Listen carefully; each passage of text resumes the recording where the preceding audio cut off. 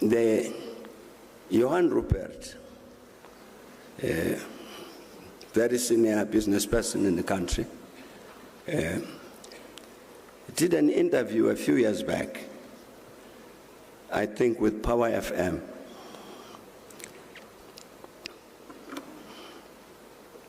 And Johan Rupert says something which I was very, very glad he said it.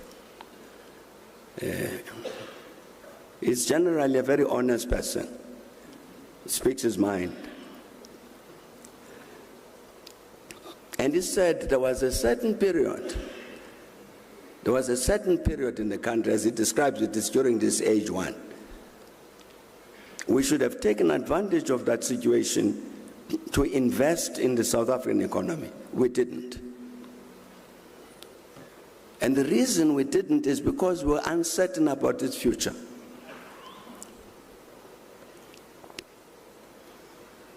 Now that's a very senior business leader in the country who says that.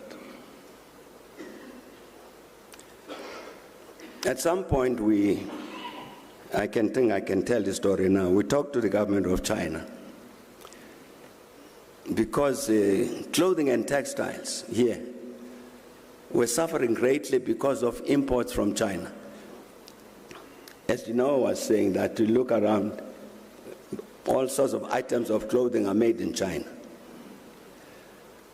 So we talked to the government of China to say, look, this industry of ours is dying because of imports from China. Please do something to stop this flow. I hope the Chinese government won't be angry with me for telling this story. They agreed. They said, all right. So they would intervene to reduce the flow of the Chinese exports to South Africa in order to help South African clothing and industry to survive. And then said something which was very, very interesting to me. They said, part of what we will do, we will help your companies to catch up in terms of technology. Because they've fallen way behind in terms of technology in this sector. So that by the time we normalize the situation, they would have caught up with the rest of the world in terms of technological development.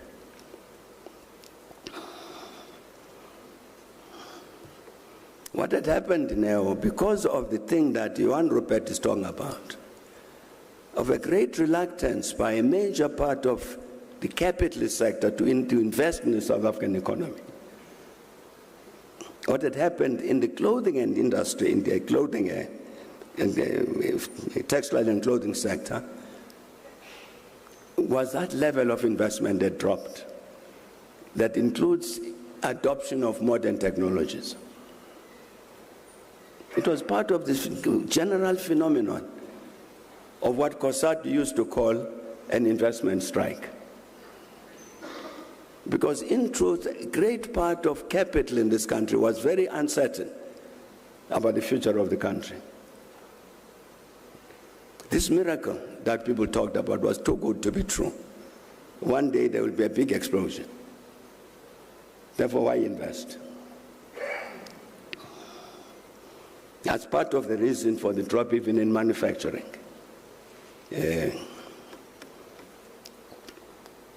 That was stage two, age two, when you have that phenomenon. During age one, you have a very different process of investments in this economy and so on. But suddenly it changes.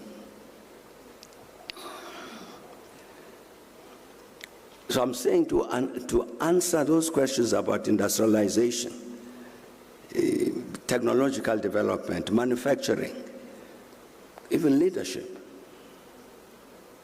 you've got to discuss it within that context. Because these questions never arose during age one.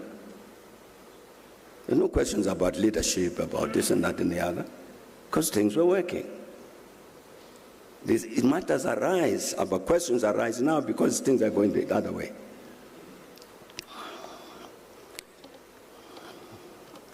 And that's a challenge we face as South Africans, to grapple with this reality, which has impacted in all elements of national life. You can go through each one of the state corporations, Eskom, Denel, Transnet. What has happened to all of them? And what has happened to all of them is not accidental. It's particular interventions to make sure that this democracy doesn't work.